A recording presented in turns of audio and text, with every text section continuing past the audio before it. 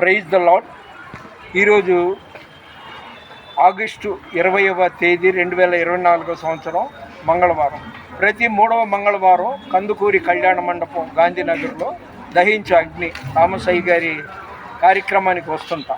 అంటే age bar 76 సంవత్సరాలు కదా నాకు, ఇంకా శరీరంలో మార్పులు వస్తుంది. ఇది 662వ వీడియో యూట్యూబ్లో పెడుతున్నాను. ఏంటంటే కొద్దిగా మోకాళ్ళ నొప్పులు వస్తుంది, ఆకలి తగ్గిపోతుంది. ఈ కారణాల వల్ల నేను ఒంటరి లైఫ్, వన్ మ్యాన్ ఆర్మీ అన్నమాట. మా పిల్లలందరూ సెటిల్ అయిపోయారు.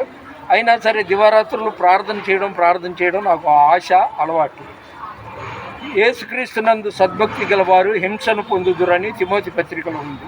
శోధన సహించువాడు ధన్యుడనేసి యాకోబు పత్రికలో ఉంది.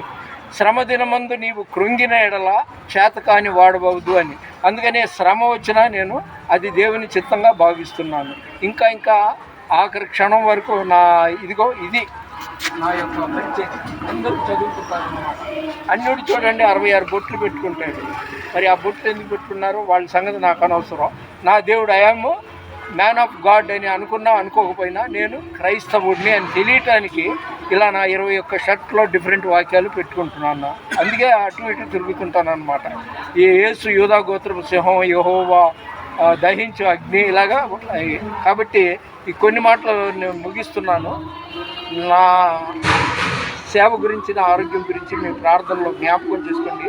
ఇప్పుడు వరకు మీరు దీన్ని వినినందుకు, చూసినందుకు దేవుడు మిమ్మల్ని దీవించునుగాక. ఇది చిత్రీకరించిన యవనస్తుడిని, ఆయన కుటుంబాన్ని దేవుడు దీవించునుగాక. మన వినికిడిలో దేవుడి కొన్ని మాటలు దీవించునుగాక. దేవుని పరిచర్యలో మీ రత్నం ఫ్రాన్సిస్. God bless you.